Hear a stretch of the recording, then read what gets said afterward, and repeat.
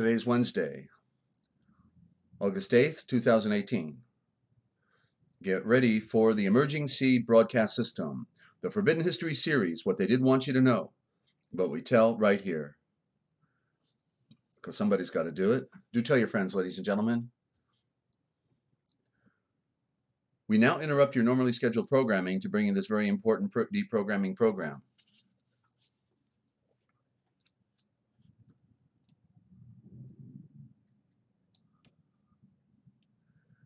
And special thanks to YouTube.com for hosting the Forbidden History series.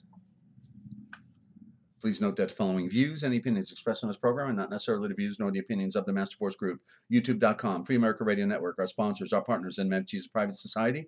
Nothing here is ever to be construed as medical, hate, nor legal advice. And listen to the Forbidden History prime time 7 days a week right here on the RealPublicRadio.net, because hidden beneath the sands of time lies the greatest of all mysteries. It's the Forbidden History. Unearth for yourself the secret truths that lie hidden just beneath the surface below our feet. What is it that the powers that be do not want you or I to know?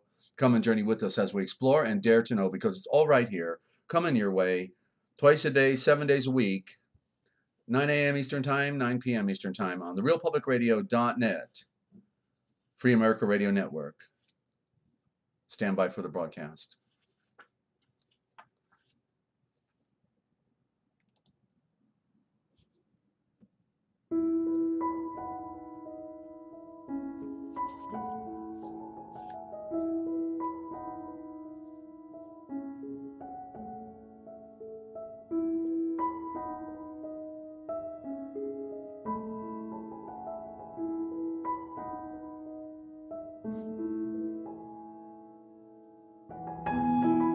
Coming to you live from Studio Z at the Lighthouse in Central Ohio and the heart of Amish country and Free America Radio Network in the land of dreams, enchantments, and nightmares. It's the Forbidden History series. What they didn't want you to know, but we tell right here. The great lies of history. Books and movie reviews. The duality in nature, patterns and pictures. The ABCs of life. The words that kill. And a whole lot more, ladies and gentlemen. We are the deprogramming program. Somebody's got to do it, because it's the battle for your mind. The truth is light, but ignorance, it is the darkness. And these are the great antagonists, the one against the other. And once we can begin to comprehend the true nature of things as they really are, then we can begin to comprehend that there's nothing more to complain about. But if you don't know where you're going, then any road will get you there.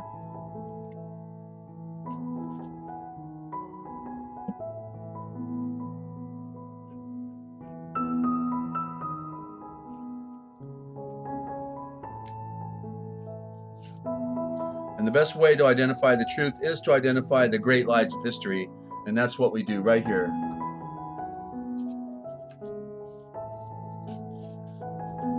If a lie is repeated long enough, it becomes the truth.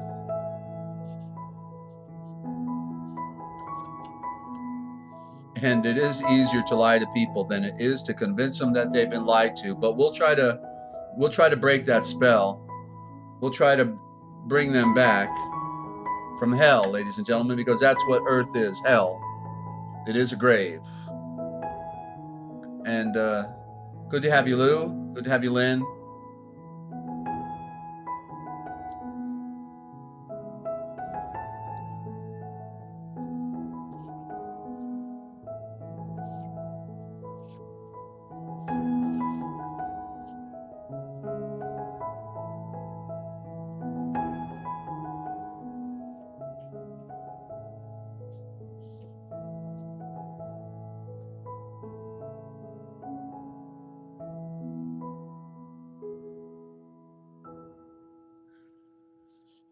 And welcome to the Forbidden History series, ladies and gentlemen. I am your host, Desert Owl, a bird who sees in the night.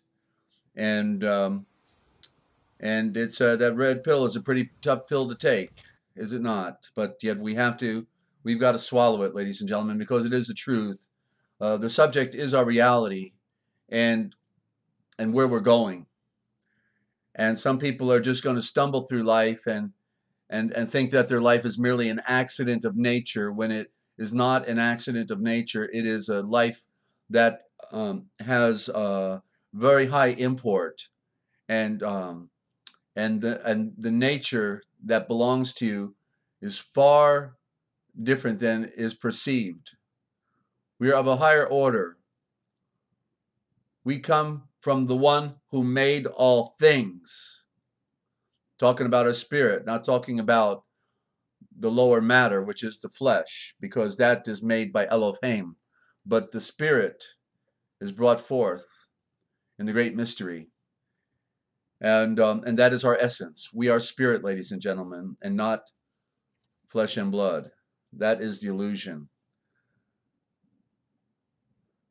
We will know our disinformation program is complete. This is William Casey, CIA director, who was found face up in the Potomac River.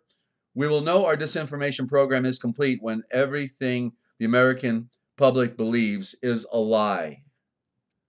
Okay? So he ended up face down in a river. I guess that was his retirement.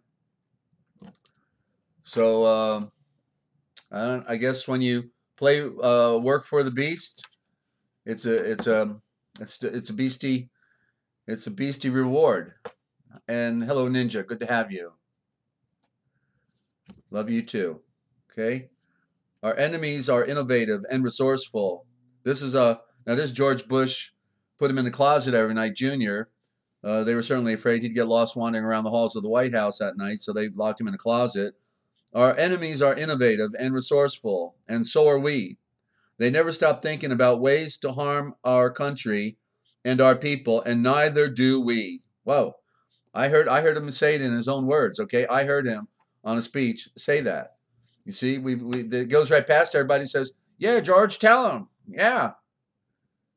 What did he say? I don't know, but it's pretty good. Yeah, it was pretty good, whatever he said.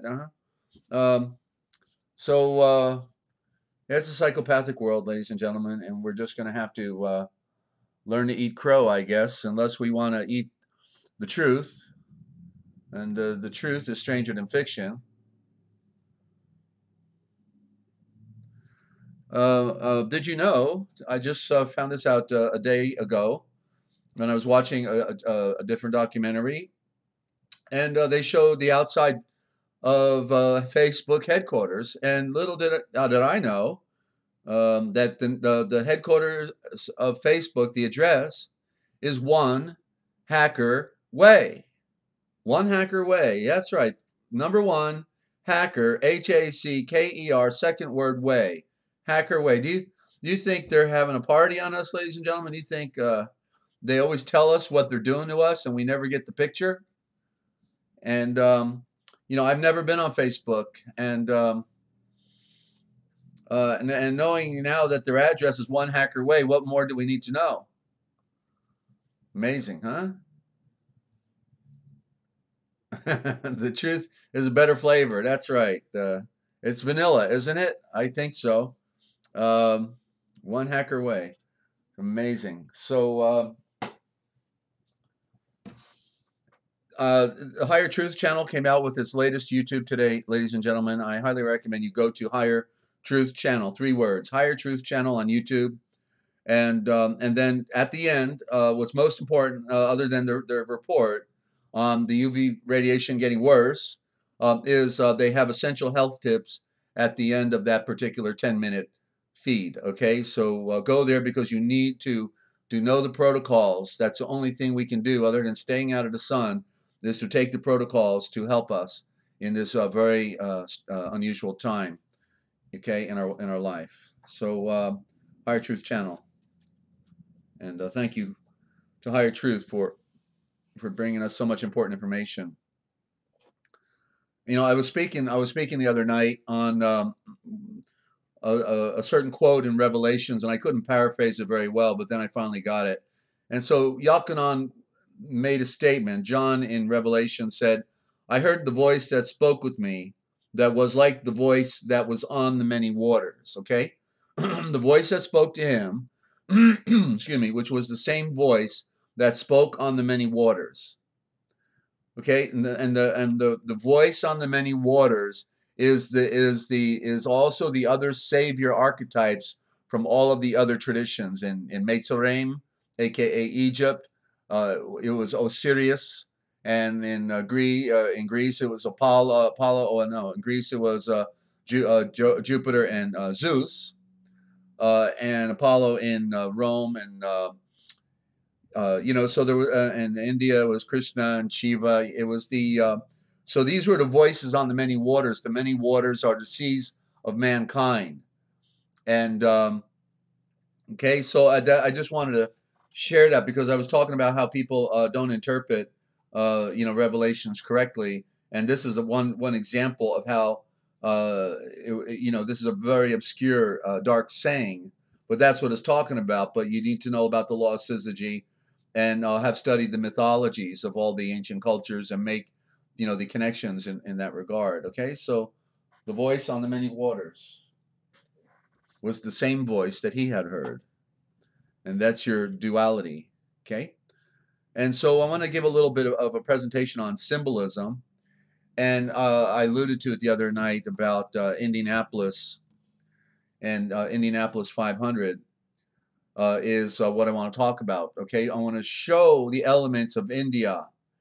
Look at Apollos, Paulus, let me. Okay, in Persia they had Hierapolis. Hierapolis. Hello, Mew Mew. Good to have you. Hierapolis. So Polis means the city, the pole that everything goes around. The opolis. So Indianapolis. So it means the city of India. Okay, the city of India, by its interpretation. And so what do they have? So let's look at symbolism and see if they're not telling us that they are, you remember I said the unseen hand is the Hindu Aryan Brahmin priesthood. Okay, so in Indiana, they have the Indianapolis 500 in their favorite month of May. May is the occult's day, May Day. That's when the Illuminati's founded America, May 1st, 1776. They trumped all the slaves by 2 months, right? And so Indianapolis 500. Well, that was the race we always had at the end of May. It was always centered around my birthday, so I thought it was a pretty cool time. The most beautiful month, May, springtime like paradise, and then the 500 race. I used to love the Formula One races. So 500. Well, that's indicative of the phoenix. Okay, so that brings in the phoenix mythology. That every 500-year cycle is how they bring civilizations up and they bring them down. I got to turn on that air conditioner. Excuse me for a moment.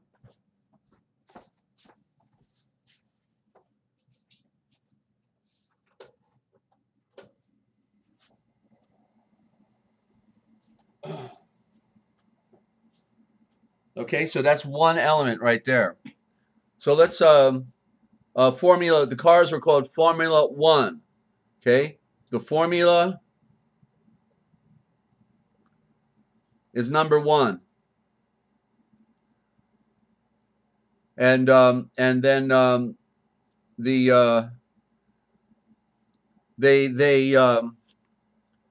and the phoenix again. The 500-year cycle is about the civilization. So Formula One implies that they are number one. That the Indianapolis thing is number one, and they're in a race. It's a race, right? It's a race for time, and it's a race. Could have to do with the culture. Could have to do with the culture. But then, where do they go to get their car refueled and change the tires? They go to the brickyard. They go to the brickyard, and that is indicative of the ancient civilizations Oh, good to hear you got my. I think you're talking to me, Ninja. You got my email. I think, yeah, that was very nice email you sent this morning. Thank you. Doing okay. Um, and so let's see here. So and then of course the racetrack is going around in circles. So it's the Ouroboros. This is the serpent eating its tail. It is the mandala. It is the mandala. It's the circle. And so my point is that the Indianapolis 500 is symbolic of the element of world domination. It's all symbolic, okay? And so there's more to it. In other words, I'm doing this right now off the top of my head, but if you look at the downtown Indianapolis, you look at the downtown, it's not a square. Usually downtowns are made up into a square. Theirs is a circle, okay, with a phallus in the middle, okay, with the lingam right in the center of the circle downtown. Okay, ladies, thank you. Um, so, so I just wanted to share that because it was quite a revelation when I saw that one day, that it was the race that I had always enjoyed and embraced when I was young. Of course, once I got, into my 20s, I didn't follow that anymore. Well, I'm not sure about the MEDELA. Mandela, MANDALA is the correct spelling of what I'm referring to, Mew Mew. Okay, but the word moon is in man. You see, it's all a change of vowels. It's the moondala. It means the circle of the moon. That's the Lucifer called the culture of darkness again, because the moon is in the darkness. It's the moondala, is the circle of the moon. That's the primary element. Okay, so I'll have to try to pull up more on that Indianapolis 500, but that's the essence of it. Everything they do is symbolism, right? Just like the sports. They remember the other night I was talking about the ball. Oh yeah, it's always about the ball. Didn't he kick the ball? Man, could he throw that ball? Look at how he threw that ball. Oh man, did he catch that ball? Whoa, ball, ball, ball, ball, ball, ball, ball. And we never associate it with that mandala. Mandala being the moon, the circle in the sky. And thank you, Ninja. You do sense inspiration. I really do appreciate that. Okay, and so yeah, and that's why they called them Indians, because this was originally New India. It's on a map. If I could ever get my data from my other computer, I would show you a picture of New India. Okay, will do. So it's quite a world we have, ladies and gentlemen. It's not pretty at all. It's actually disgusting. It's a disgusting world for the people that are born into good situations, and everything's just rosy. Um, it's all going to hit them in the face. For us that are used to struggle and the enigmas that we confront, we're a little more prepared. There's people suffering all over the world, and it's tragic. It's tragic, ladies and gentlemen. I'm going to get into a few words that kill. By the way, if you want to call in, I'd love to hear from you. The phone number here is 608-566-7295. Perhaps you've got a great lie of history you want to share, a word that they killed us with, or you're trying to figure out. I'll be glad to happy to dissect it, or maybe you want to know the meaning of your name. Everybody's name typically has some meaning behind it. I'd be happy to do a presentation on the meaning of your name if you're curious, epicurious. Okay, love to. So 608-566-7295 is the number. I wanted this to be a caller-generated program. Try to answer your questions. There was a caller or two that was supposed to call in tonight, perhaps with a question. A new listener that just sent me a message today for the first time. And good to have you on the path to truth. What is TPTB? Well, that's an acronym, but I've not heard that before. Path. So on the path. So if you can elaborate a little more. You don't, can you spell it out or you don't know? On the path. Yeah. Okay. So the Skype in is Free America Radio, all one word, Free America Radio. And you can also send your questions by instant messenger on that. And it won't go past me so fast when people start coming on. And don't forget, if you want a copy of the Real Da Vinci Code Etymological Dictionary, which I have been doing some reading out of, a lot of interesting stuff, then Valerie means strong. Very good. Okay. The Real Da Vinci Code Etymological Dictionary. Any size donation, just go to therealpublicradio.net, the therealpublicradio.net, and you'll see a PayPal button there. And if you don't have any funny money, ladies and gentlemen, just let me know, and I'll be glad to get you a copy of the dictionary or the Book of Wisdom by Joseph of Arimathea, the great uncle of Yeshua, or a sample of the original gospel that I'm working on with the latest draft of the dictionary attached with it. Okay, on the path to truth, just found out the powers that be. The powers that be, yeah, okay. Oh, that's what we call, that's the acronym. Sure, the powers that be. Unless we see it used very much, it would be hard to remember that. Ninja, you're saying, I would love to call, multitasking with mom. I thought mom was spelled M-O-M. Down there, down under, they got the U, huh? Okay. And we'll have to be in the next stream. Okay, very good. Thank you for that. So, and don't forget, if you want to join the Master Force group, help support your health and the broadcast at the same time, then you can go to Live Free 2, that's a number 2, Live Free 2, all one word, and it's a number 2, .basicreset.com. livefree2.basicreset.com, and you can sign up for free, get your own online health food store, share it with friends, put it on your YouTube channel, and when people sign up, you get great upfront commissions when people make a purchase. Okay, so gotcha, Ninja. So there you go. Love to hear from you, and you folks know stuff too. We've all got an experience and something to share. Now let's just go into the words that kill. Then I'm gonna get back into.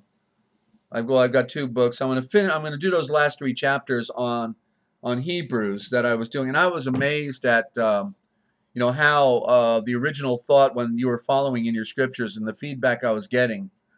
That was absolutely astounding to me that you were actually getting the feeling. I think it was Ninja and Lou Cat in particular. You all were stating that you were actually seeing the original thought when I was breathing it while you're reading your King James or whatever version you had. And so that's the thing, you see, because they spoke with pictures back then. It was a whole different way of communicating. Like if you were smiling, then somebody would say to you, hey, how come your sun is shining? What's going on today? Your sun is shining. See, because the face was the sun. That's also, face is synonymous with the word fasciae. Another word for fasciae is faces. It means the many powers in the plurality of it, but the one power is the sun. The sun makes everything on earth operate, right? That's the one power. There's only one power source. It's the sun, and it's called a logo, and it represents Yeshua and Yahweh. Okay, yeah, lots of wows. There was I was just overwhelmed because I didn't know how it actually would be received. I actually felt a little challenged in doing the presentation because not knowing how people would respond, and then all of a sudden I'm seeing a couple of you just saying, wow, I'm seeing this, and that is just really powerful because I want people to be able to see what is so clear to me. It's I am speaking what I am breathing actually is the most ancient tongue of of the Aryan race, because this Aramaic is the tongue of the Aryan race. The other cultures were here. There was many different cultures here prior to the Aryan. The Aryan race came last. Okay, although Hadam was made first. He was made through the fiery magma prior to anything on earth being made. Then he was taken up into Eden. Go read. And tomorrow morning I'm going to read. I'm going to read the first 3 chapters of Genesis. And just like I read Hebrews in the original thought, well, I'm going to breathe Genesis as well, based on the way it should really breathe and not the way they have corrupted it through the priesthoods. Okay? So words that kill, ladies and gentlemen, is what we're talking about. In a word, a pirate sea of words. In the beginning is the Word, and the Word is the DNA of life. Okay, words, they said, are God. Well, the words are Yahweh. They are the great Elohim, and so therefore, obviously, words rule. Words are more important than anything else because it's the foundation of everything else. Communication. I'm here to tell you that words are not what you think. They should be, but they're not. But you are getting the picture, and that's really great. Thank you, Mew Mew. And you're following too. I can tell. I can tell. And thank you, Lou, everybody. You all are compelling me. You're driving me to go where I've never gone before, and I'm very excited about sharing, because Yeshua gave me a talent. Obviously you can tell. He gave me a talent. What did he say? If you don't use that talent, boy, you're in trouble. You're in trouble. And so when I wasn't able to talk to anybody, I just felt like, out to pasture, totally worthless, and very depressed with my isolation over here where I'm at, and not able, to talk to anybody or share. So it's been a really a fantastic experience to share with such good ears. You all have eyes to see and ears to hear, and that's why I know you come back and you join in and share. Okay, so thank you. So if the words that you use are incorrect, then what you say is not what you mean. And if what you say is not what you mean, then all science, religion, history, and law will all fall apart and go astray, and all the people will then be standing around helpless and idle. And this is not only important, but matters above everything else. And that's Confucius. Nothing new under the sun. Nothing new. Okay, I got you, Ninja. And thank you, Lynn. Okay, so Aramaic is the Indo-Germanic mother tongue. And it is the very words of Adam and Eve, the original thought, what they spoke, the way they spoke at the beginning. That's what we are bringing back here, okay? Terms are toroms, and that means the power of sound. Terms are the power. Sounds have power. Is it mum or is it mom? I guess that's the great question. Is it mum or is it mom?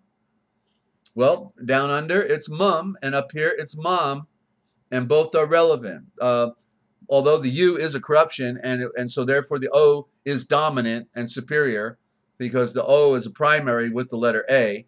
But nonetheless, this is how through time and place words evolve. They're not supposed to. They're supposed to stay exact. That's the way Aramaic was.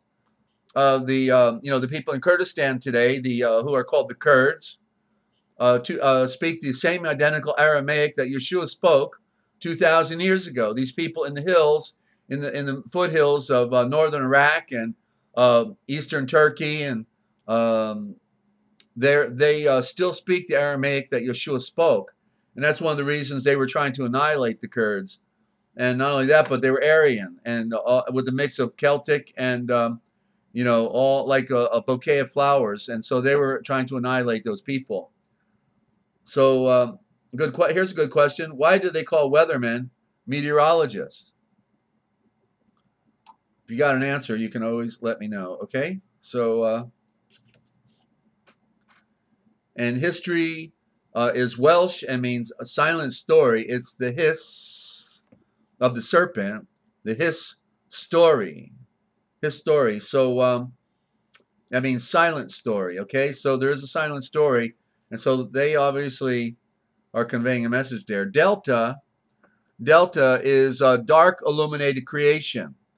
Okay, so that's why Delta Force was used to murder with machine gun nests, 5 machine gun nests around the Branch Davidians in Waco.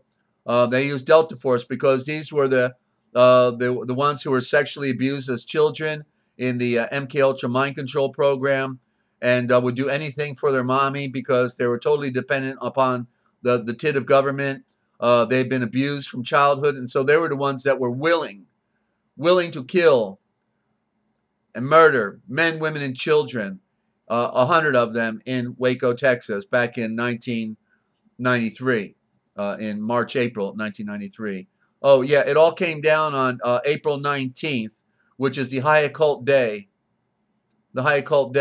okay, of the, Illuminati. And it also the same day that Hitler was born. And if you know anything about April 19th, it was the day that the shot was fired around the world and Lexington conquered. I guess 1775 was it? It was the day they burned down the Warsaw Ghetto in Poland during World War II. April 19th. April 19th was when they pulled off the Oklahoma City bombing. April 19th. Columbine would have been on April 19th, but April 19th was Sunday. So April 20th was the Monday for class at high school for the Columbine mind control experiment. So April 19th, there's more. I can't remember I'm doing this off the top of my head. So there's actually more. That's what I can remember. But April 19th is a high occult day. And so take note of that. It's one of the top. Two. The other one was when they pulled their government sting operation on me on June 24th, when they tried to take me down, and that was St. John the Baptist Day. Their guy, they want to put the head back on John the Baptist, and so June 24th is when they brought into one umbrella organization all of the various factions of Freemasonry under the umbrella of the Grand Lodge in England in 1717. June 24th is the final day of the summer solstice, and that's the day they pulled their sting operation to try to take me and a few other people down. And so yeah, it's an occult world, ladies and gentlemen. They love us to death, and so Delta is a very negative connotation. Okay, we did the letter D. That was the last letter I had shared with D, E, A, B, C, D, E. Yeah, we did E. We're going to do F next. And I've got to get back to the alphabet. I'm, covering a lot of ground. There's so many different places to go, So anyway, Delta means the dark illuminated creation. Okay, that's the sunset. Why? Because it is the symbol of the sunset. You turn the D over 90 degrees and you get the picture. It's a sunset. The sun is going down. Okay, so and so we've got and this was from Mew Mew. Mew Mew, I saw it on one of your posts in the chat when I was doing the review that I was talking about the I being AY, and then you had posted in there the Spanish meaning of AYA, because I was talking about yawn. I guess it was because I was talking about what was it? Beyond what was that? I can't remember now. Yawn. Geez, I'm having a senior moment. Okay, but anyway, you conveyed that the Spanish is AYA, Aya, for beyond, and so that was perfect because that has to do with vision. And it's a perfect anagram. So either way, it could be that the original I had an A on each side, just like I is EYE. So okay, and don't forget, put my name in capital letters if you got a comment or a question. I see, Lou, you're asking me a question. Was Yeshua a modern day what they called Kurds. Was Yeshua a modern day? I'm sorry, Lou. Try to rephrase the question. I don't get it. Was Yeshua a modern day? What they call Kurds? I'm sorry. I don't. Try it again. Rephrase your question. Put my name in capital letters. That way I don't miss it. Okay, when it comes back up. Yeah, Masaya. Okay. So anyway, that was good. That's why, people, everybody together, we get this synergy going on, and we all make connections. Aya, beyond. I can't remember the word I was working with at the time though. Let me get a sip of my drink here. Hope you're all doing okay. I know that everybody's got different types of struggles in their life. We all are struggling in this world, and if anybody ever needs help, you get on, or post your request or your need, and if you need prayer, or you're in a financial crisis, or you need legal help, let me know, because I can direct you to friends who do legal stuff, depending upon what your situation is.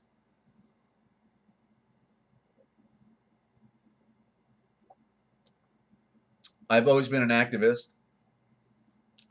Always been trying to get involved. My friends in school, once I read the Bible at age 16, I had a bit of a conversion. So I was always trying to break up fights and everything in school, and my friends were calling me a Jesus freak, and which was okay, but I wasn't, that goofy, so to speak, in the sense of, it was just a matter of, I tried to be a positive force in a very negative world. And anyway, back to the words that kill. Here's an interesting word. If you want to write it down, it's the word one, O-N-E, the number one. Okay, Mew Mew's back. Desert. Were you talking about the I? It's actually pronounced Aya. No, I was saying something about the last part of the word was yon, and I can't remember. It was with Zion. It was Zayon, Zayon, and then I said. Of Zayon, and I said that the Z-A-Y is the first part of the word, and it means the power of the eye, and it's reflective on the sun. And welcome Deborah L. Deborah L. That's a power word, and good to have you. First time I've seen you on the chat. Maybe you've been listening in for a while. And Black's Law, yeah, that's a code. The law book used here in America by the barristers of the British legal system used Black's Law Dictionary, which is just a fabrication. They had to get a guy named Campbell Black and use his name to put the label on the book Black Law, because it is Black Law, because the words continued to change with every new edition, and words were never meant to change. Never meant to change. So yeah, so Zayon means the power of the eye beyond, and the eye beyond is the sun. That's the great eye. That's the great power, you see. So yeah, so thank you for that, okay? And so look at the word one, O-N-E. Notice that we pronounce it with a W. One. Where's that W come from in O-N-E? And when I get done with Lou's question, I will address that, okay? So Lou the Cat TV. Question: would Yeshua be considered a Kurd if he were down here today? Question sounds kind of stupid now. Never mind. Okay. Well, no. Here's can you see the word Kurd? Can you get it? What when they used to make the milk and the cheese and all that, right? What always came to the top? It was the Kurds. It was the whey, right? The Kurds and the whey. The whey was the protein below, but the Kurds came to the top. So when we're talking about a culture that called itself the Kurds, it implies that they were following a pure tradition of Yeshua. They were the Kurds. They were above, you see. So it's relative to Yeshua. Not a dumb question. Very good. Okay. So see, there's a reason you had to ask that, because we just got a little more scope on you know, some of this forbidden history and what they never wanted us to know, but we can tell right here, and we can make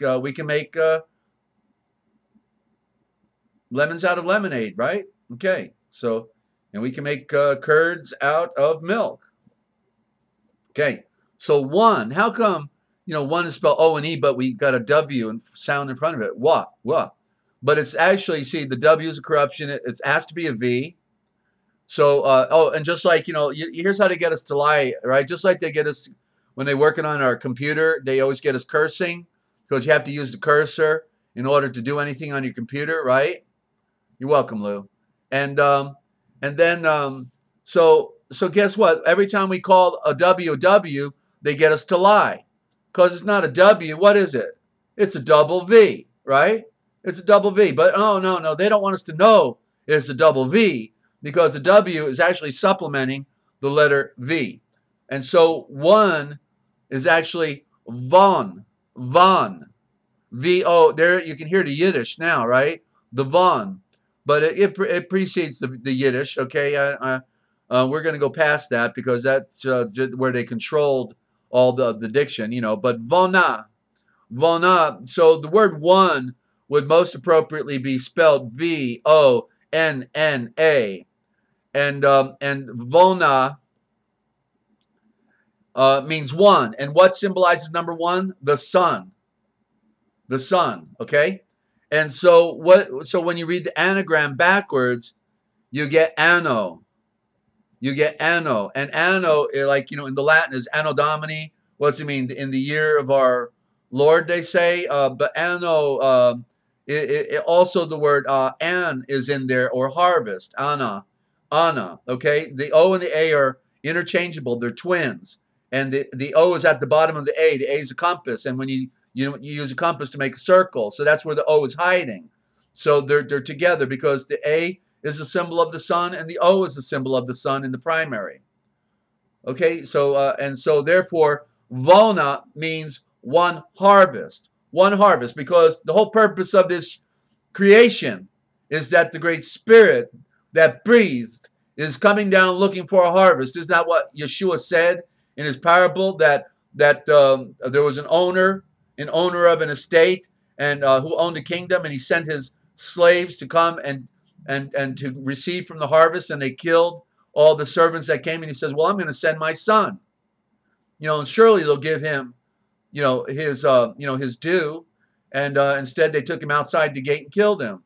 But Yeshua is Yahweh is looking for a harvest, and that's what one vona implies. Okay.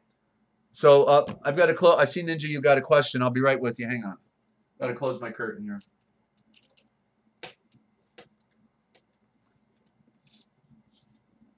This is bad for radio, but we are the realpublicradio.net, and don't forget it because we're the real McCoys. We don't have any money. They got all the money, but we do get the job done on a song, a wing, and a prayer because somebody's got to do it, ladies and gentlemen. And you know what? If you weren't there, I wouldn't be here. But if I weren't here, you wouldn't be there either. Think about it, okay? So, Ninja, you say, I'd like to ask for prayers for Lynn and a fellow sky watcher, Turtle, for love and strength. Well, I'm sorry to hear Turtle's struggling. I actually was trying to get him on to say hello, to call in. I wanted to get a report from Japan, but certainly yes. So let's pray keep in prayer Lynn and also Turtle. Very good. Thank you, Ninja. Okay.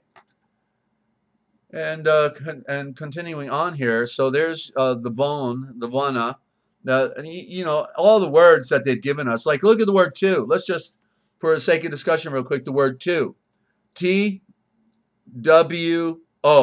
Write it down. So you tell me that's pronounced two.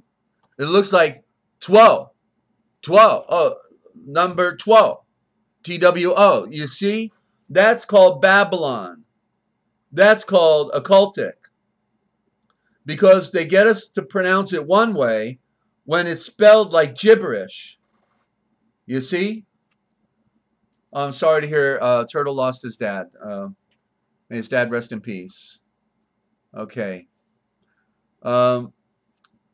Okay, so two, it would actually be spelled like this.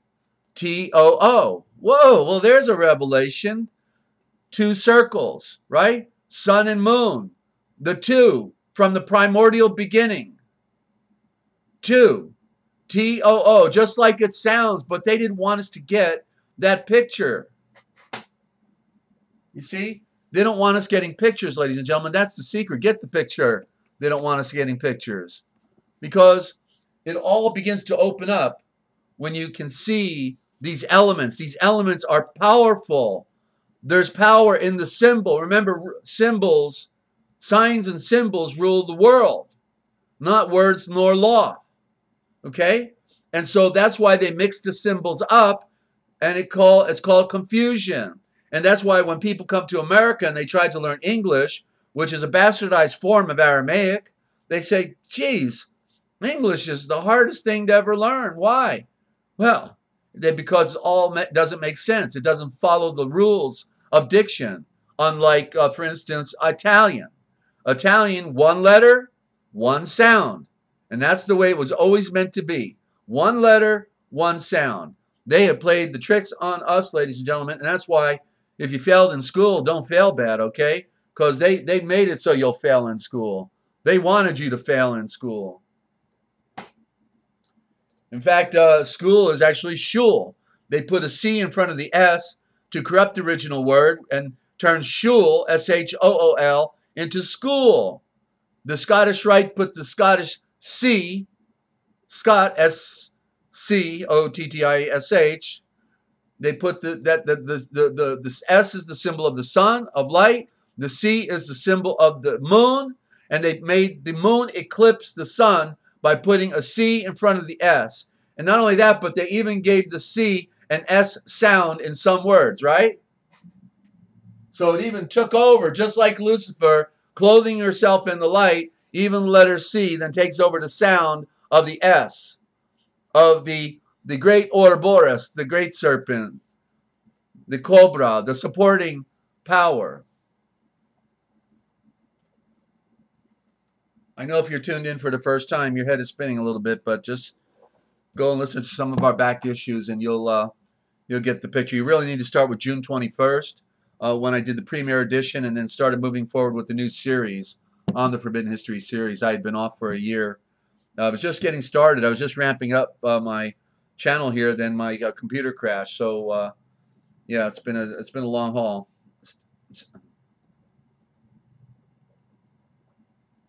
Okay, so now we're in the Pirate Sea of Words, the hand draft of a book I was working on, and I doubt I'm going to publish it. So we're going to do the oral version here. So jury is Irish. So jury is Irish for immigrant. Jury. Today the juries are always stacked with Freemasons, which usually includes the jury foreman, most especially includes the jury foreman. See, I guess just us means just them. You know, just us, justice, just them. Of course, it was always about them. And Judas Goat, Judas Goats, all of them.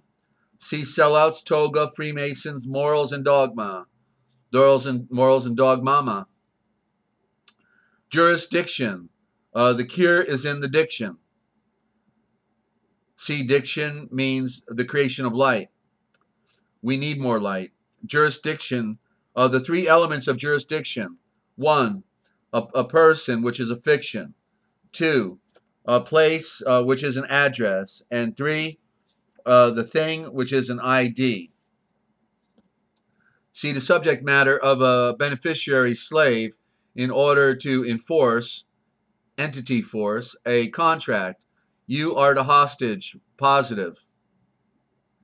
Jury trial. One, jury trial is corporate pony show.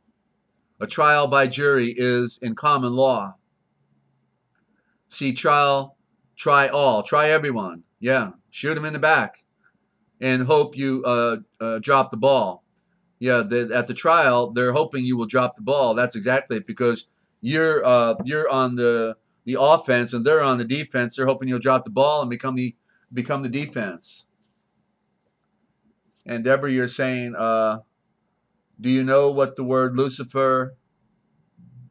Do you know that the word Lucifer is not an entity? Well, yeah, Lucifer is a code word for the true cipher. Lu cipher, Lu Loo means or true, and a cipher is pretty self-evident there. So it's cipher is code. So the true cipher is the code that we're talking about here. This is the Luciferian code that I'm revealing in the Real Da Vinci Code. Actually, Deborah, okay? I don't know how long you've been listening to our broadcast. If you know another aspect of Lucifer, you're certainly welcome to to share that. But Lucifer is not even in our scriptures. I proved that out about a week or so ago, and I went to the most important translations that we have. One of them being the Sefer, done by an attorney up in an expert in Hebrew up in Montana, and then also the Farrar Fenton Bible, and I believe it was George Lamps, and the word Lucifer is not in the ancient text. Okay, they put it in the King James. They had to put it in the King James because that's their woman. That's their woman, Lucy. Remember Lucy Ball? That's right. Ball is Lucifer. Lucifer means Lucifer. Literally, also means the light of fire. Luce for light, fer for fire. So the light of fire. So it is not the fire, but it's a reflection of the light of fire, and therefore that's Lucifer clothed with the light. She don't have any light. She's dead without any power at all. She's got no power. That's that's an aspect I'd not really looked at before, and just finally clicked with it. Because it's a reflection of light. Therefore, if it's not the light, it has no power, because there's only one power, and that is Yeshua. PhD is building sandcastles then. Okay. I must have missed something here. The beach was across the road from school, so we would go there instead. Yeah, I can't blame you. Okay, very good. Back to the piracy of words. So we'll do one more, the letter K, in the next part of the alphabet. One, symbol of a broken bridge. Letter of the symbol H. Yeah, it's the broken H. The K is a broken H. It becomes a fabrication of the CH. The K is sort of like a code of the CH. Okay? It was destroyed on the right, which is the light. Talking about the capital H, when you break the bridge and it goes in towards the left, it's breaking the right column and caved in to the left, reft or of light. And two, the twin code sound with the letter C. C letters are only supposed to have one sound, and a sound unlike any of the others. Not the case in the Phoenician merchant code, though. C sounds like S and K, G sounds like Gut and George, G and J, and G. That sort of must be French or something, etc. Sounds like Babylon to me. And keys, you've got them throughout this book, in this presentation. See, key, C-H-E, and eyes, E-Y-E-S. Okay, so that's the piracy of words for tonight. And now, what I did last night, friends, for anyone who wasn't here, I did a read from the book of Hebrews based on original thought. Okay, and actually, I hadn't done it out of our regular scriptures before like that, and I was overwhelmed to hear some of the feedback. And be right back listening. M is getting ready to go to work. Okay, very good. So M was in the movie. What was that movie called? The Gentleman. Oh, geez, I can't remember now. Okay, so I was so I got to the favorite part and I stopped, which is 11, 12 and 13, 3 chapters, and I'm reading in the original thought, and so therefore I had pointed out, and you may want to get your scriptures to follow in the book of Hebrews, because it helps to look, not just to hear, but to look at the same time. So the code words that I pointed out that came to us through the Vatican are gospel, glory, faith, grace, sin, evil, beloved, king, angels, name, saints, God, blessing, Son of God, believe, and righteousness. These are the Babylonian codes they threw into our scriptures. They're certainly not Aramaic, and they're certainly not original. And so I transliterate while I read. So we're going to start in chapter 11. I just need to get a little more light, and then we'll be good to go. And welcome to any of our new listeners out there. And Deborah, you're saying what I do? You do. You have another meaning. Okay, it's an adjective describing the king of Babylon in Scripture.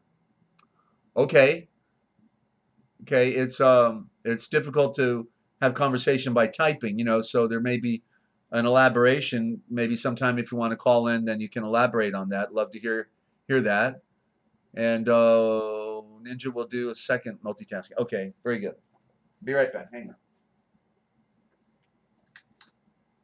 Hope you're all telling your friends about the broadcast. We're, there's a lot of people out there that are really trying to make sense out of our insane world, and are also deeply spiritual. And then they're going to hear some things that they've been. Well, after all, you wanted to know, right? And you're getting the picture. So naturally, we would want to help our friends in any way we can. I got to make one more adjustment. Hang on.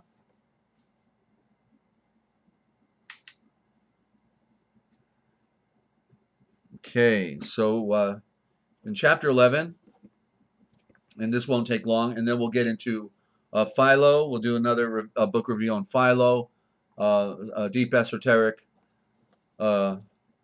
commentary on the Old Covenant. He was a friend of Yeshua, and he was absolutely a genius. He was the foremost expert on the ancient symbolism in the scriptures, and also the gematria, and a whole lot more. He did the most exhaustive work, 1,000 pages, 8.5 by 11, and actually he did more. So a lot of his works are lost now.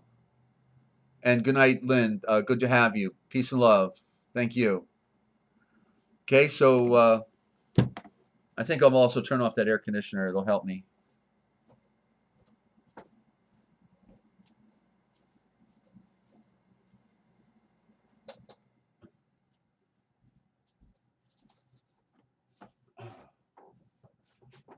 Okay, now we're ready.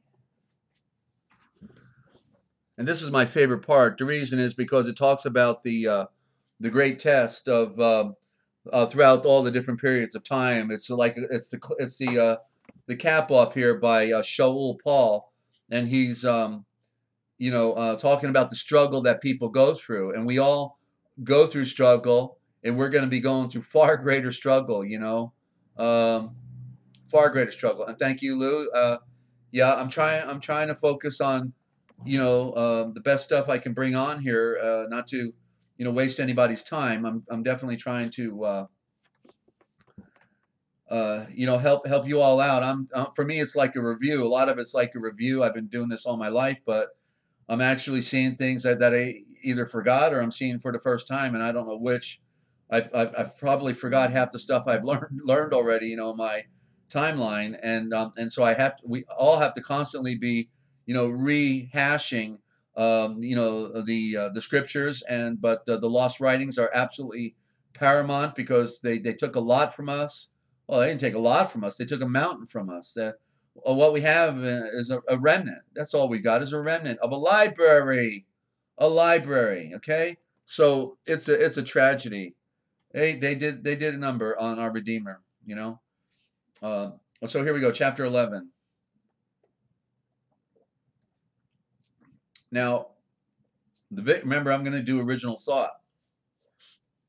So you'll watch and you'll see, the transition here. Now, the victory of light is the substance of things hoped for,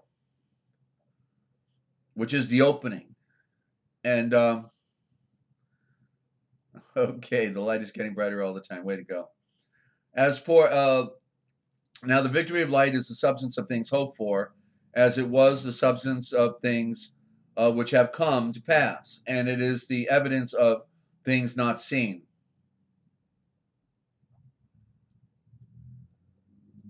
And in this way, it becomes a declaration concerning the elders. It is through the victory of light we comprehend that the worlds were framed, not just the worlds, because it's actually the planets and the stars were framed by the shavor of the great Elohim, so that the things which are seen came to be from those that which is not seen. It is by the victory of light that Avel offered, remember the B is a V, so it's Avel, A-V, primary, then a hyphen E-L, Av-El, 2 words. It means the star of illumination. He was the star of illumination. And Trish, good to have you. I think you wrote to me this past day or so. Let me just see what you have to say. I was wondering if you were going to jump on here. And I hate being called Des, just so you know, okay? Call me Desert, thanks. It reminds me of Desi Arnaz, and Lucy, and oh yeah, I hate that. So I'm here, but I have been listening, never did a chat before or call in, loving this subject matter. Great, great, and glad to know you're on your own spiritual journey. You sounded like you're very dedicated and had some concerns of your own, so you're welcome to call in. I gave out the number. If you need the number, if you didn't get it and you do want to call in, you're certainly welcome to. Okay, and just enjoy the ride here. And we're generally doing it twice a day. I took the morning off, and I had to take care of other business, so I'm back at it. Okay, and where are we at here? Verse 3, and it is through the victory of light we comprehend that the cosmos, that'd be a better way to say it, it was formed by the shavor, the word of the great Elohim, so that the things which are seen came to be from that which is not seen. It is by the victory of light that Abel offered a more excellent sacrifice to the Yahweh than Cain. And because of this, he received a declaration that he was perfect in the light. That's righteousness, perfect in the light. That's a code. If you ever saw a code, I think you can tell righteous as a code. And Yahweh made the declaration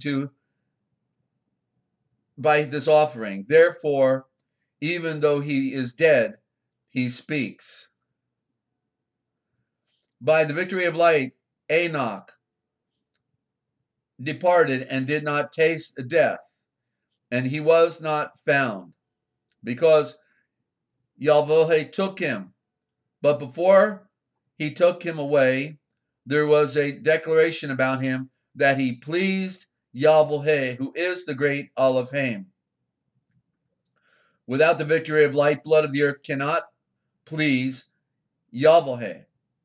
So without conviction, victory of light, here's how it goes. Okay, faith is occultic because it has to do with the woman, the fae, and so therefore it is an idea which is dealing with conviction. Faith is conviction, right? But the con is in the front of the word, and we don't want a con. We don't want a con, okay? And we want the viction. So you drop the con and you get viction. That's the root word of conviction is viction. But what is the viction? Viction, 2 words, the victory of light. That's how you follow the trail back to the original. It is the victory of light. No problem, Trish. No problem. Everybody tries to do that. And yeah, thank you so much. And so remember, if anybody's going to talk to me, put my name in capital letters so I can tell you're talking to me. I don't know if you're talking to each other, so I'm going to keep rolling here, okay? And so by faith the Enoch and he pleased Yahweh, okay? Without the victory of light, blood of the earth cannot please Yahweh, without, and I gotta have to use the word conviction, just so you get the picture. So without conviction, knowing, know that you know that you know, see with your inner eye. Without the victory of light, without conviction, blood of the earth cannot please Yahweh. Okay, you got to be founded on the rock, strong, just like your letter to me today, Ninja. Really good. Nice way to get up in the morning to hear some positive stuff, and very good.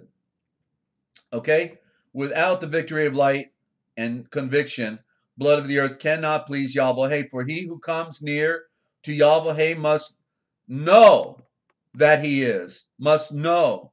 You've got to see him in all things that surround you and in yourself.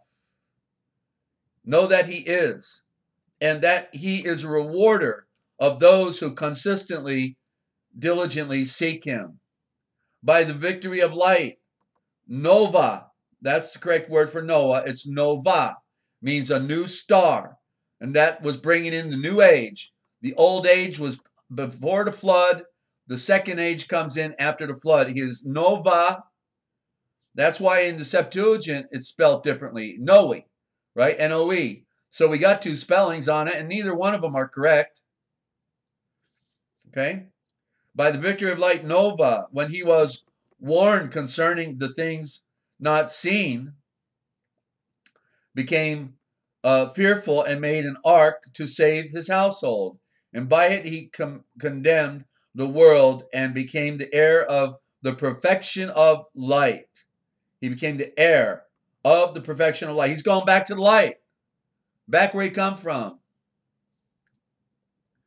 which is by the victory of light. You go back to the light by the victory of light. Am I still buffering or am I okay? Am I coming through okay? Radio check. Let me know.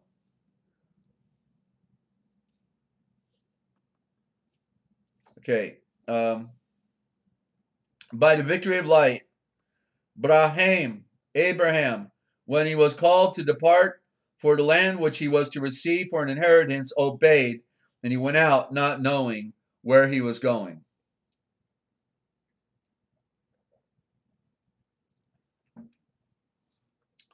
By the victory of light, he became a sojourner. By the victory of light, he became a sojourner in the land which was promised him, as in a strange land.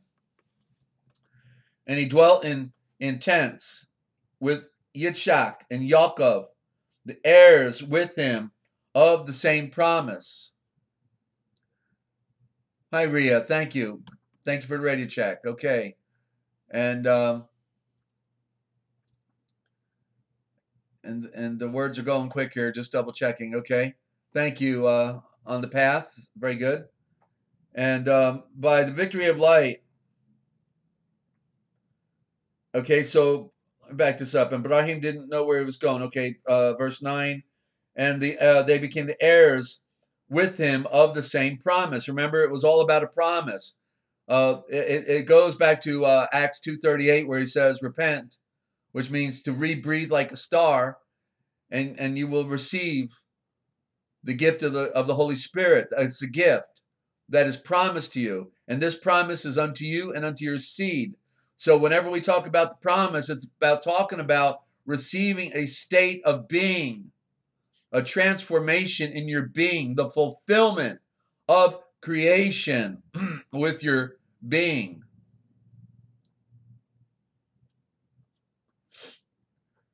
Continuing.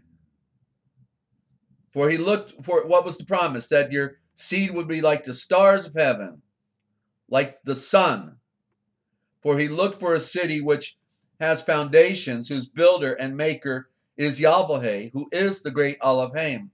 Through the victory of light, Sarah, who was barren, received strength to conceive an offspring, and was delivered of a child. A child is, not the right word, but I'll use it here.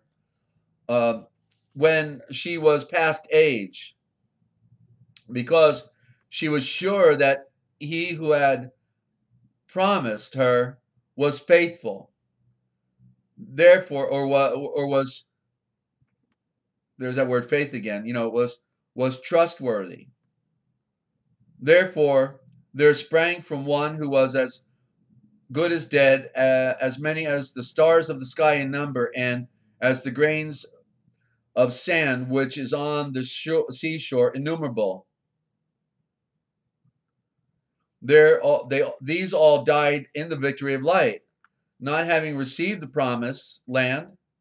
Promised land is not a piece of real estate, it is a state of being. But they saw it from far off, and they stood up in the light, and they acknowledged that they were strangers and pilgrims on earth. They claimed the earth was not theirs. It's not our home. For they who speak so in this manner declare plainly that they are seeking a land other for themselves. And if they had a desire for that very land from which they went out, they had time to return to it again. But now it is evident that they desire a better place, and that city which is in the throne of the sun, the light. Therefore, Yahweh is not ashamed to be called their Yahweh, for he has prepared for them a great citadel called the New Jerusalem. And by the victory of light, Abraham, when he was tested, offered up Yitzhak and lifted upon the altar his only engendered seed, even that very one who had been received in the promise. I read that story out of Josephus, you remember. You have to go back and listen to the series, but I read it. He was not a victim. He was not a little boy. He was like 22 years old, and he was willing to be sacrificed because he thought he was the Mashiach. They knew the message in the stars, but it was just a test. That's all. Just a test. Of whom it was said, in Yitzhak shall your descendants be called. And he reasoned in himself, it is possible for Yahweh even to raise the dead. And because of this, Yitzhak was given to him as a parable. By the victory of light in the things to come, Yitzhak Baruch endowed and enlightened Yaakov, the seed of light, and Esau. By the victory of light, Yaakov, when he was dying, I got to write something down here. I can't believe that. I'm seeing something for the first time in the duality. Okay, stand by.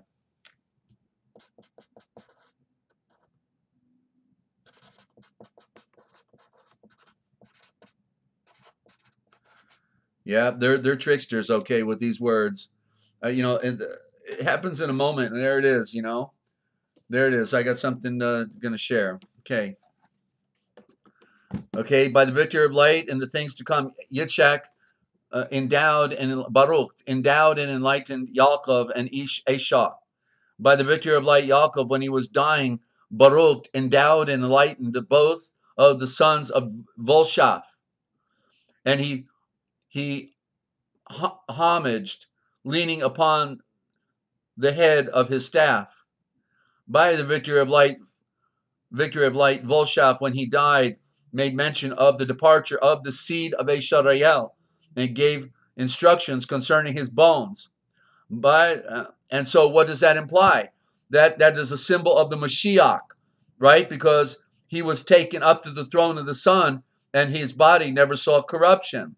It's just another picture of our story, By the victory of light, the parents of Moshe hid him for 3 months after his birth because they saw that the infant boy was perfect, and they were not afraid of the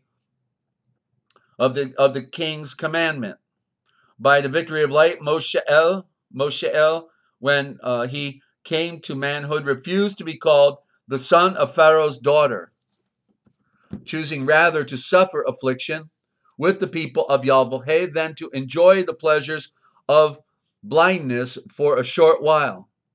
And he reasoned that the reproach of Moshe, the Moshiach, was greater riches than the treasures of Mitzrayim, for he looked forward to receive that reward. By the victory of light, he forsook Mitzrayim, not fearing the wrath of the king, of the Pharaoh, and he survived after he had seen Yahweh, who is invisible, who is the great Elohim. Through the victory of light, he instituted the Feshach, the Passover, and sprinkled the blood, lest he who destroyed the firstborn should touch them. By the victory of light, they passed through the Red Sea, which is actually the Sea of Aqaba. That they just named the other sea the Red Sea, but the Sea of Aqaba is actually the Red Sea, and Aqaba means the Sea of Souls, or the water of souls. And so by the victory of light, they passed through the Red Sea as by dry land, but in it the Mitzrayim, when they tried to pass through, were drowned. By the victory of light, the walls of Jericho fell down. Jericho means the Father is rich. And the fact that they marched around it 7 times on the 7th day is a symbol of time. And when the walls come down, then time dissolves, and we realize that we are actually in eternity at the same time. The duality is right here. Jericho fell down by the victory of light after they had been encompassed 7 days. By the victory of light, Rahab, the harlot, did not perish with those who were disobedient, for she had received the spies in a mode of peace.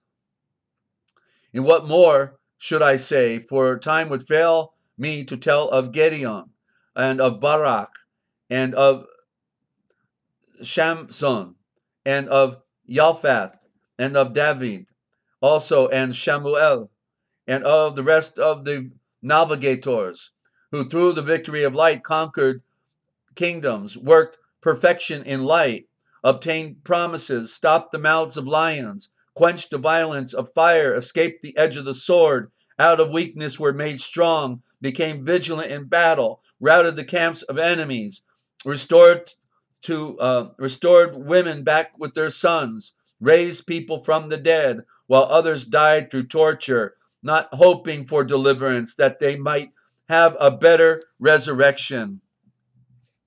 Others endured mockings and scourgings. Still others were delivered to bonds and imprisonment. Some were stoned. Some were sawn in two.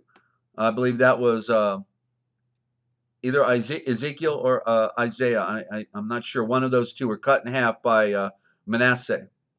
Some died by the edge of the sword. Others wandered about wearing sheepskins or goatskins, destitute, afflicted, and tormented, of whom the world was not worthy. They were like those who are lost in the desert and in the mountains and in the dens and caves of the earth. Thus, all of these, having obtained a declaration through their victory of light, did not receive the promise, which is the great breath. You see, but they did in their resurrection, of course, once Yeshua had victory, because they were in that old world. Because, excuse me, Yahweh from the beginning provided for our help, lest without us they should not be made perfect. So they were perfect because they were a part of the plan. So they saw things afar off, and they knew they were a part of the great plan. And they're our example. They are our example. In other words, we read these old covenant stories, and they tell us where we are. Hey, Sandra, good to have you. They tell us where we are in our story, in our own spiritual walk. We need to be able to read the names of the people the settings, everything happened by a well. What does that mean? You know, but the names definitely are telling, the names of places and people is when you can interpret it, then tells you something, just like Yariko. You know, the father is rich. Yeah. But unless your walls are going to come down, you're not going to be able to participate in his wealth. You see? So your walls have to come down. Um, and so this is also edifying for me when I've gone through so much persecution. I knew the stories. And that's why when they try to railroad me into prison for the rest of my life, they couldn't do it. Because I knew about the victory of light. I knew all the stories. And that there's only one story, and it's that you have victory in light. And so it's knowing who you are, who you serve, and you know, if you know who he is, then you know there's no worries, as they say down under, because he is here to save, and all he's trying to do is get our attention. We're just a little dense at times because of the thick matter that surrounds us. Chapter 12. I want to welcome any new listeners coming in tonight. I know we always have people coming and going, and you're tuned in right here to therealpublicradio.net, Free America Radio Network. It's what they didn't want you to know that we tell right here. I'm your host, Desert Owl, bird who sees in the night, and I see too much. And boy, I can't wait till I get out of here. You know, with all the suffering in this world, how can anybody be happy? You know, when there is so much suffering.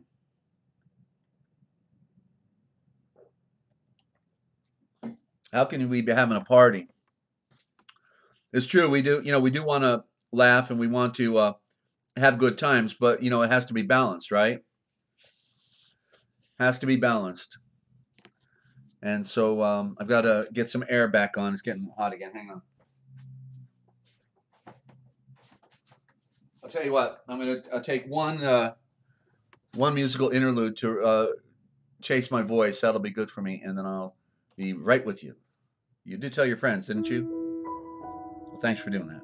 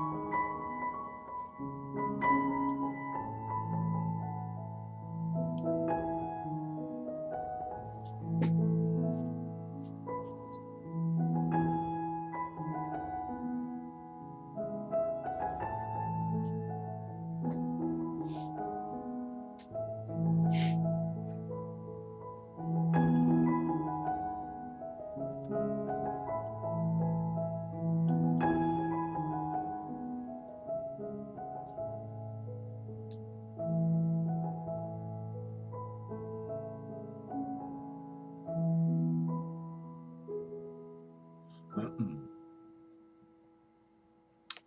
welcome back, friends. I'm so grateful for all of you. I was reading some of your comments. I see, Rhea, it looks like you're up in Vancouver area and you're suffering fires. And so I'll put you in my prayers tonight, my creating of light of, for you folks. Vancouver is such a beautiful place. I've seen pictures of it, but I don't, never been there. And wonderful statement on the path. I'm happy you were led here as well. A lot of wonderful people. You've got a beautiful name. Obviously, you're devoted to truth, and that's a very special name you've adopted there. And so, okay, here, Lou. Who is that? Who is that music? Okay, let me. Where? Let me. Gotta minimize this. Okay, hang on. I think it's on. It's tagged onto the thing here. It's called Angel's Dream, and it is Akash Gandhi, Angel's Dream, and it was came to me by way of Perfect Beauty out of I think she's in Finland. Okay, one of our sky watchers in Finland. So she was she put that up with her sky watching one day, and I said, hey, can I get a copy of it? Well, I just started playing it. I just used her YouTube and was playing it, and then she got me the MP3. So that was very nice of her. And so yeah. Okay, here we go. Back on the book of Hebrews, and it is chapter 12. Therefore, seeing we also are surrounded with so great a cloud of witnesses, let us lay aside every weight and the blindness which does so easily beset us, and let us run with patience the race that is set before us, and let us look to Yeshua, who is the author and the. You see how they have the word was. Okay, it's not was, it is. Who is the author and the perfecter of our victory of light. Remember, they control, the smallest words control everything. And they've used these words to, to play, to corrupt our diction. That's what they've done. You're getting all the smoke in Alberta. Okay, you're in Alberta. Okay, not British Columbia. Gotcha. I guess I got that right. Okay, Rhea, thank you. I'm 25% Canadian, by the way. I'm very, proud to say I'm part Canadian. I've always figured they were smarter than we are, so I got a little bit of that in me. Okay, all right. So where we are here. So let us look to Yeshua. Okay, you look up and you lose your place, Jesuit. You do this all the time. And lay aside every weight that so easily beset us and the race that is set before us. And let us look to Yeshua, who is the author and the perfecter of our victory of light, and and conviction, and who instead of the joy which he could have had, endured the cross, which is the curse. Cross and curse and cruise are all the same words. Suffered shame and is now seated at the right hand, which means is seated by the power of the throne of Yahweh.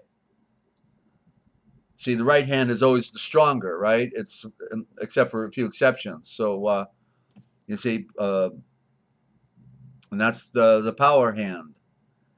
See therefore how much he has suffered from the hands of the blind wicked, from those who were a contradiction even to themselves, contrary, in other words, what they claim to be, lest you become weary and faint in your mind. You have not yet come to the point of bloodshed in your striving against darkness, and you have forgotten the seed planting, the teaching which has been told to you as to seed. My son, despise not the chastening of Yavohe. Not let your do not let your shul, your mind faint when you are rebuked by him. For whom Yavohe loves, he corrects, and he disciplines the son with whom he is pleased. Now, for this reason, endure discipline, because Yavohe acts towards you as towards seed of light, sons. For where is the son whom the Father does not discipline? But if you are without discipline, that very discipline by which every blood of the earth is trained, then you are strangers and not sons. Furthermore, if our fathers of the flesh corrected us and we respected them, how much more then should we willingly be under the subjection of our spiritual Father, who made the entire universe, and live? For they only for a short while disciplined us, as seemed good to them. Yeah, mine didn't care about me at all. My dad never spanked me once. I don't think my mother did either. Could have used it. But Yavohe corrects us, and our advantage, that we might become partakers of his purity, sacredness. No discipline at the time is expected to be a thing of joy, but a bit of sorrow. But in the end, it produces the fruit of the shalom, of eternal peace, and of perfection in the light for those who are trained by it. For this reason, be courageous and strong, and make straight the paths for your feet, so that the member which is lame may not suffer, but be healed. Follow the shalom of eternal peace with all blood of the earth, and purity, without which no blood of the earth will see our Yavohe.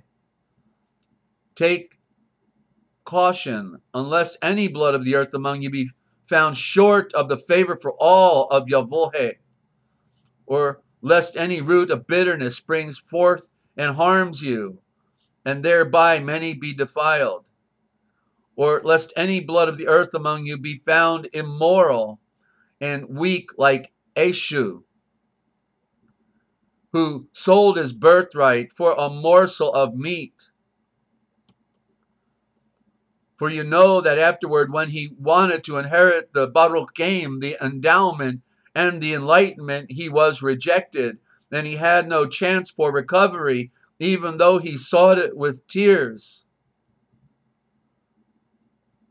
For you have yet neither come near the blazing fire, nor the darkness, nor the storm, nor the tempest, nor to the sound of the trumpet and the voice of the shavor, the word which voice they gave ear to but refused, so that the shavor word will not be spoken to them any more.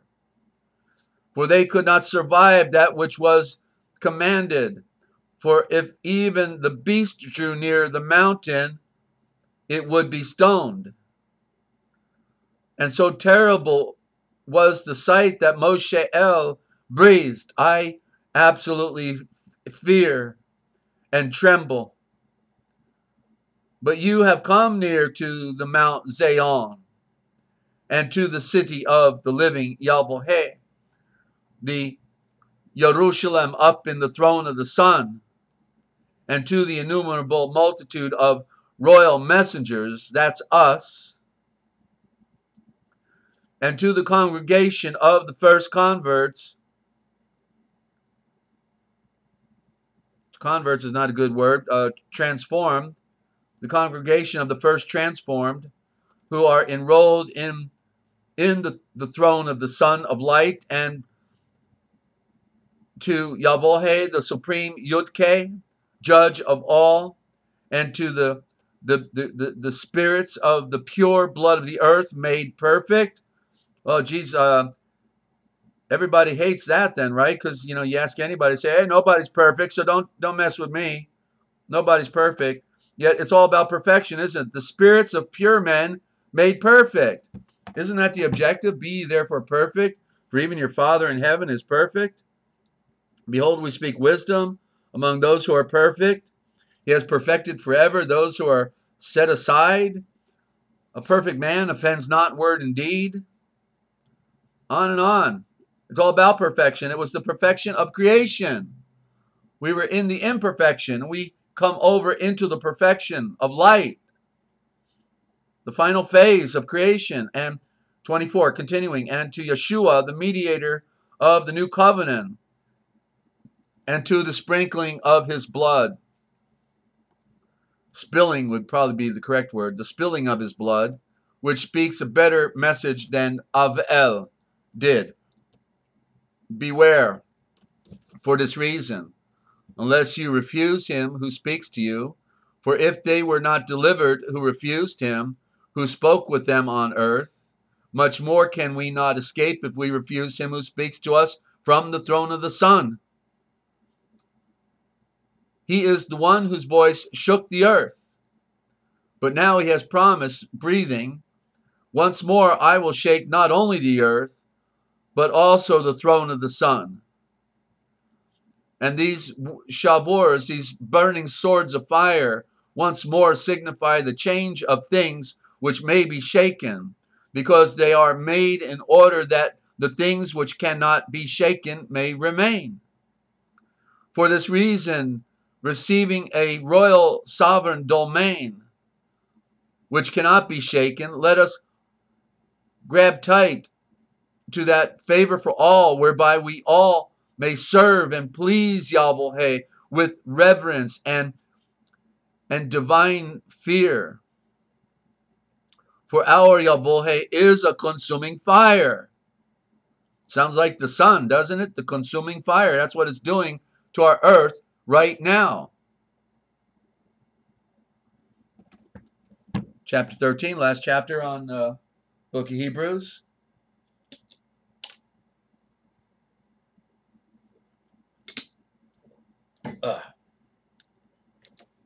Drinking my distilled water. Hope you're drinking your distilled water. That's the best thing you could drink, ladies and gentlemen. Let brotherly love remain in you. And do not forget hospitality towards strangers, for thereby some were worthy to entertain royal malachim, royal messengers, without knowing it. Remember those who are in prison, as though you were a prisoner with them. Remember those who suffer adversity, for you are human as well. Marriage is honorable in all, and the bed undefiled, but Yahweh will judge those who practice vice and adultery. Do not be carried away by the love of money, but be content with what you have, for our healer and pure breather of light himself has breathed, I will never leave you nor forsake you. So that we may boldly breathe, the healer and pure breather of light is my helper, and I will not fear what blood of the earth may do to me. Remember those who are your leaders, those who have spoken the shavor, the burning sword, the word of Yahweh to you. Mark the completeness of their walk and work, and imitate their victory of light. Yeshua, the Mashiach, is the same yesterday, today, and forever. Do not be carried away by strange and different doctrines, for it is a good thing to strengthen our hearts with the favor for all, not with food, because it did not help those who greatly sought after it. We have an altar from which those who minister in the tabernacle have no right to eat. For the flesh of the beast whose blood is brought into the sanctuary by the high Konun, Amen priest, for blindness is burned outside the camp. Wherefore Yeshua also, that he might sanctify his people with his own blood, suffered outside the city. Let us go forth for this reason to him outside the camp, bearing this reproach. In other words, the sense of feeling like an outcast,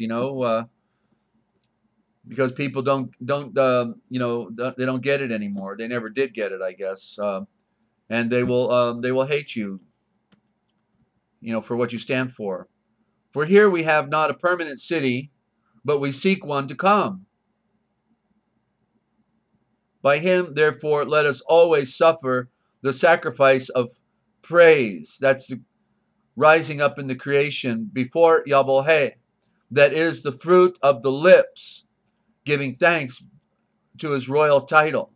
And do not forget kindness and fellowship with the poor, for with such sacrifices Yahweh is well pleased. Listen to your spiritual leaders and obey them, for they are watchful guardians of your souls, as one who must give an account, that they may do it with joy and not with grief, for that is unprofitable for you. Create light for us, for we trust we have a perfect conscience, being in all things willing to live honestly. But above everything else, I beseech you to do this, that I may return to you sooner.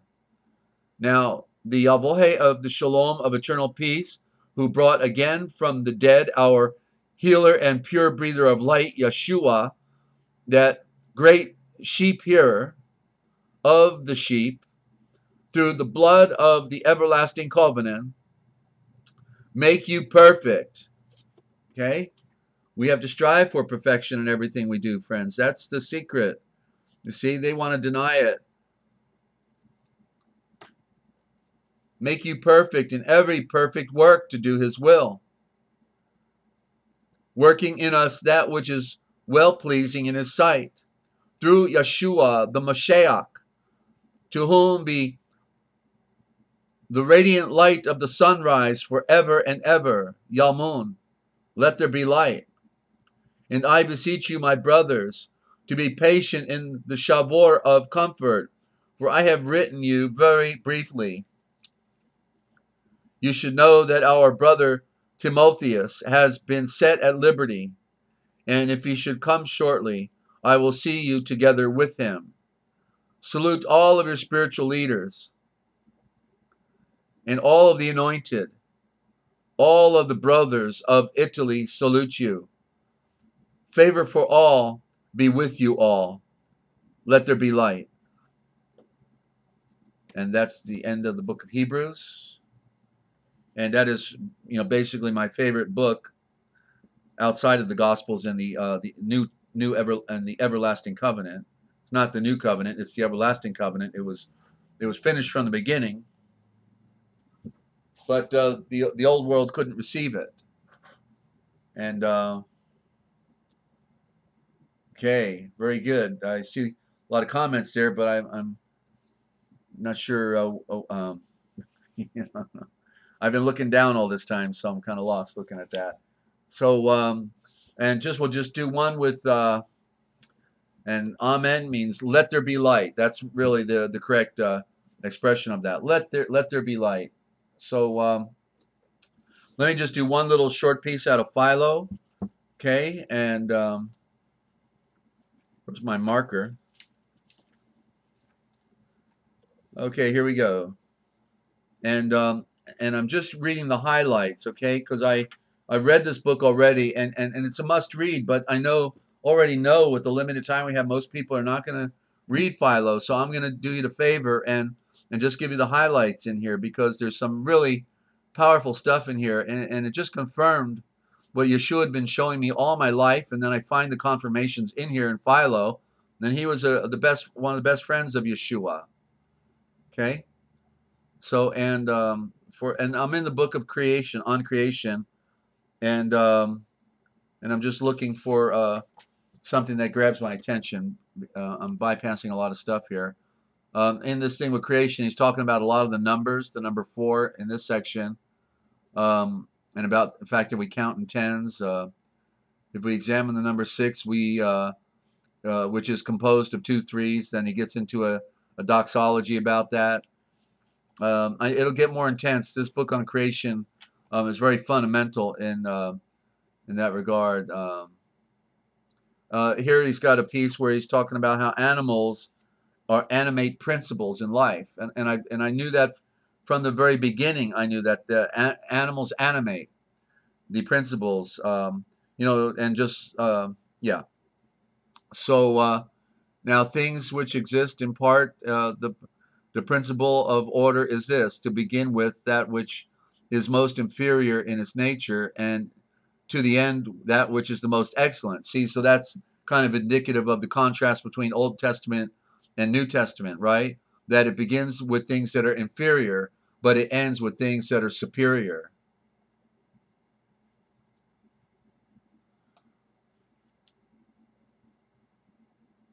Most attributed the creation of man alone. I'm going to bypass that. Okay.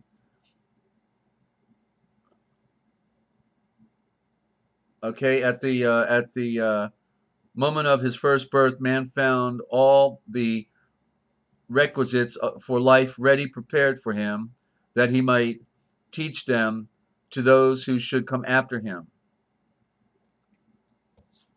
Okay. Man last created. Perfect nature. Okay, well, I'm going to bypass that. I actually had one short read out of the Real Da Vinci Code Etymological Dictionary, and I'll just post this page right here, and I'll pick it up, because the first book on creation, it's going to get interesting once I get through this book and get to some of the other stuff. This is just like a primer, and but it really gets powerful coming up. Okay, so I'm going to put that over here. And now we're in the Real Da Vinci Code Etymological Dictionary.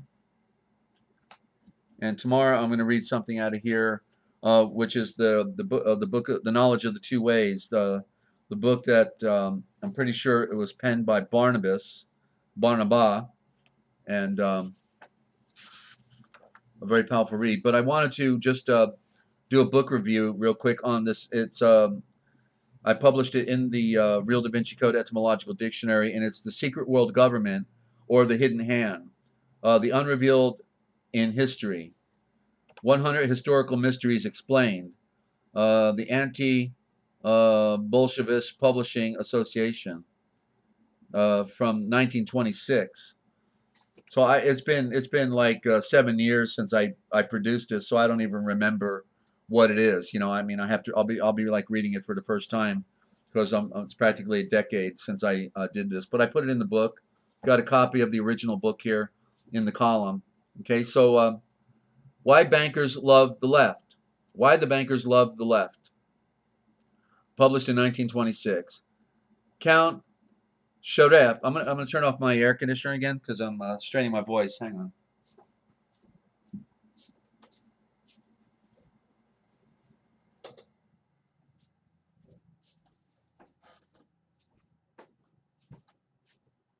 Okay, so Count Sharep Spiridovich was a czarist general who battled the Bolsheviks in the 1917 Russian Revolution. Yeah, that's when 100 kites out of New York City with Lenin and a trainload of gold basically took down the Tsar of Russia.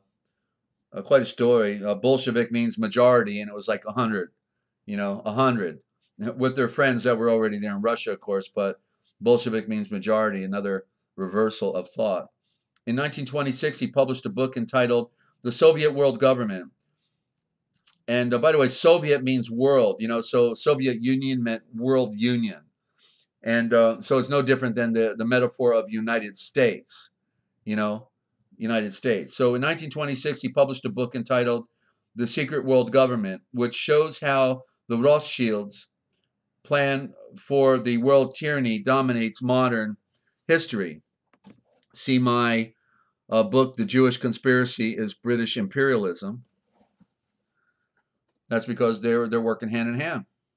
The fact that secret world government is generally considered right-wing and anti-Semitic is revealing.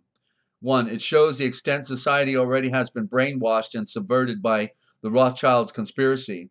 By the way, the Rothschilds own all the weather channels, okay? Put two and two together.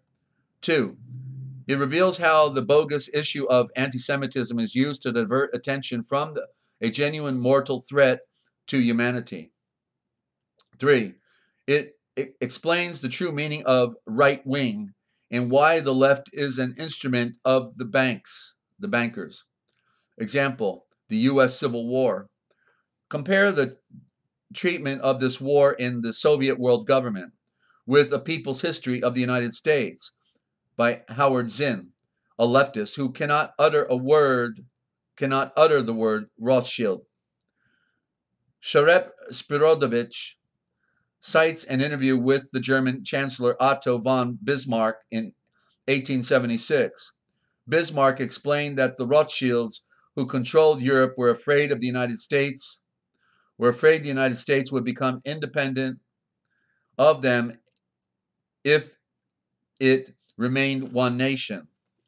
They foresaw tremendous booty if they could substitute two feeble democracies indebted to the Jewish financiers to the vigorous republic, confident and self-providing. Therefore, they started their emissaries in order to exploit the question of slavery and thus dig an abyss between the two parts of the republic.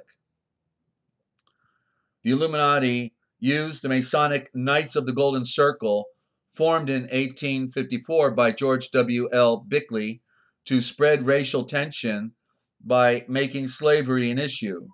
Members included Lincoln assassin John Wilkes Booth, Confederate President Jefferson Davis, and his advisor Judah P. Benjamin, the Confederate Secretary of War, a Rothschild agent. We should include that Albert Pike, who wrote Morals and Dogma, the Grand Poobah of Freemasonry, was also a general in the South. The plan was to divide the United States between England, controlled by Lionel Rothschild, and France, controlled by James Rothschild as well. France was to take over the whole South while Canada annexed the defeated North. In 1863, France and Spain invaded Mexico with 30,000 troops. The embattled Confederate States actually offered Louisiana and Texas to France in exchange for assistance. Britain and France were ready to snuff out the young republic, but were deterred by Russia, the only European power not in the Rothschilds' thrall. Tsar Alexander II sent his fleets to New York and San Francisco and declared that an attack on Lincoln would be an attack on Russia. Meanwhile, Lincoln created greenback dollars to finance the war and escape indebtedness to foreign financiers. They understood at once that the United States would escape their grip. Bismarck said, "The death of Lincoln was resolved upon. Nothing is easier than to find a fanatic to strike." Compare this with Howard Zinn, who, although a socialist, makes no mention of European financiers. His book is a soap opera of the oppression of the poor by the rich. He depicts the Civil War as a clash of capitalist elites. The northern elite wanted economic expansion. The slave interest opposed all that. Again, the American government had set out to retain enormous national territory and market and resources. In other words, capitalism in general, and not the Rothschilds Illuminati, caused this heinous war that cost 500,000 soldiers' lives and $8 billion in debt. Is it any wonder these bankers, who are the real establishment, love the left?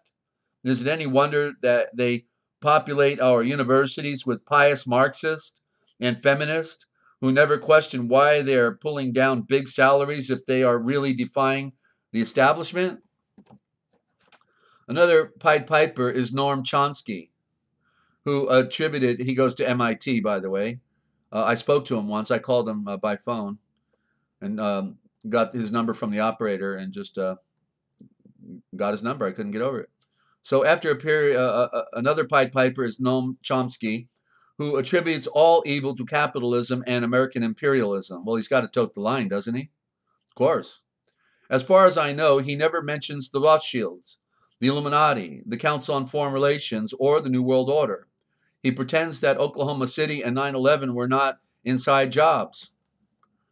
We shall erase from the memories of men all the facts of previous centuries which are undesirable to us, say the protocols of the elders of Zion, and leave only those which depict all the errors of government and the Goyim. That's you and me, protocol number 16. The problem is not American capitalism, but the control of the nation's credit by a small private international cartel which has used this advantage to build a monopoly in every key industry. This international group is behind Western imperialism in every war. Its totalitarian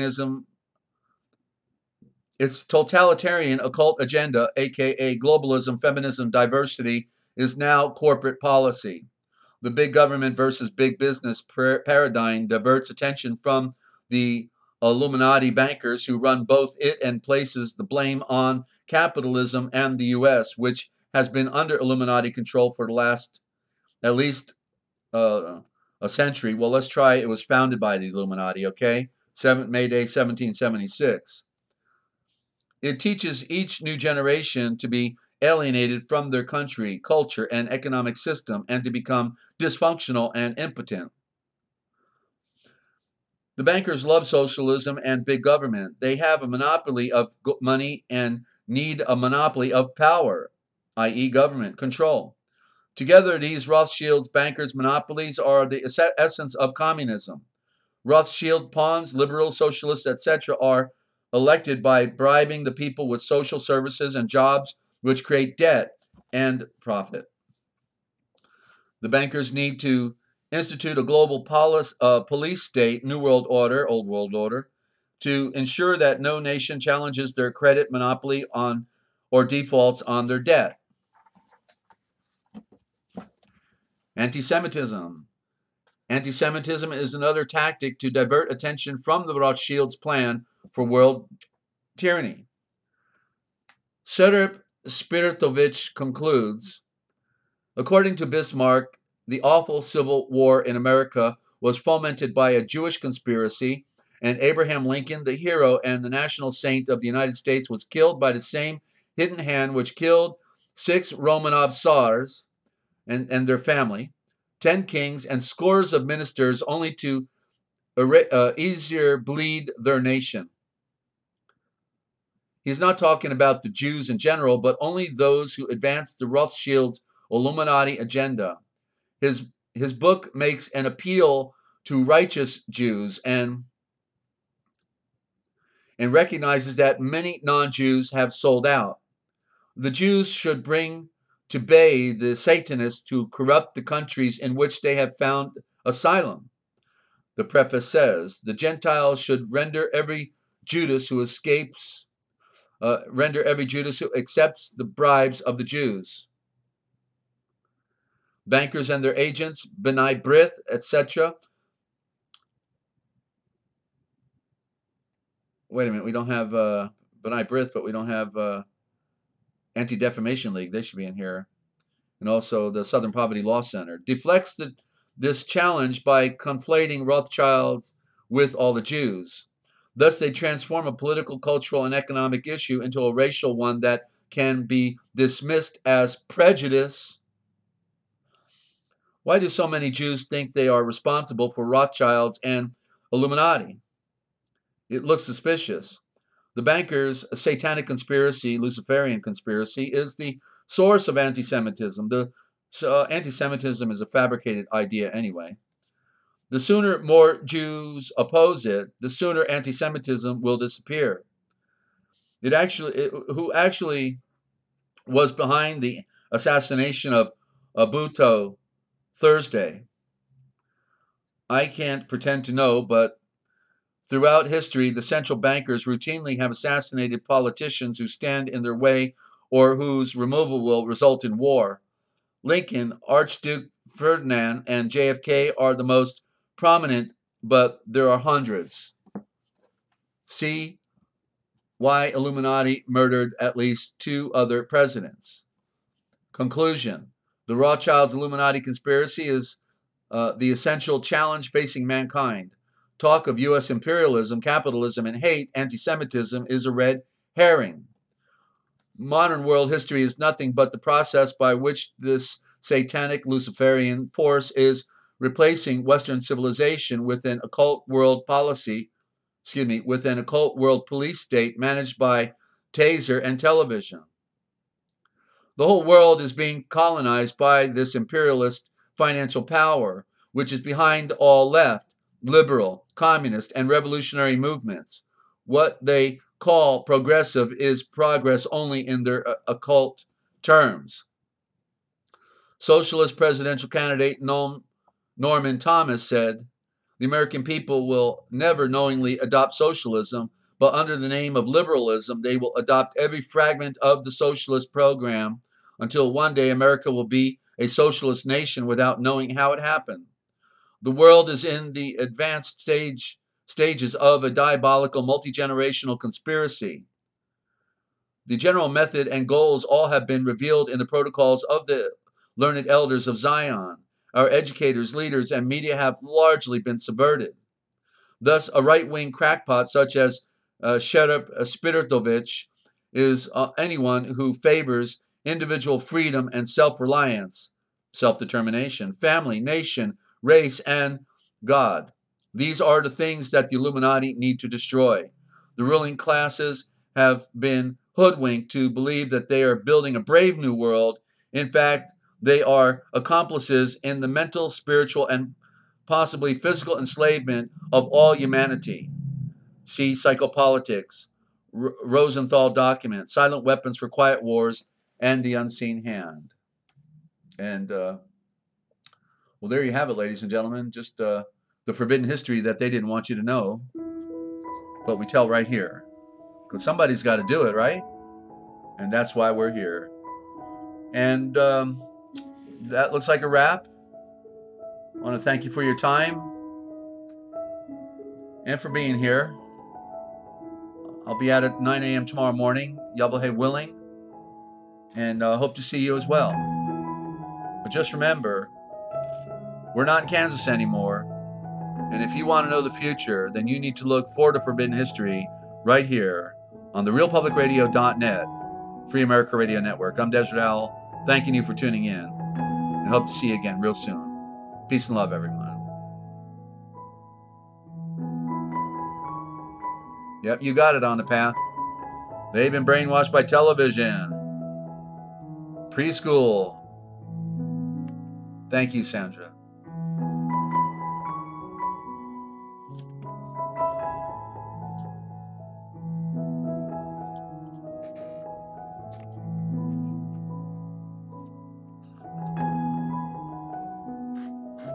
Good night, Rhea. Thank you, Ninja. Good night.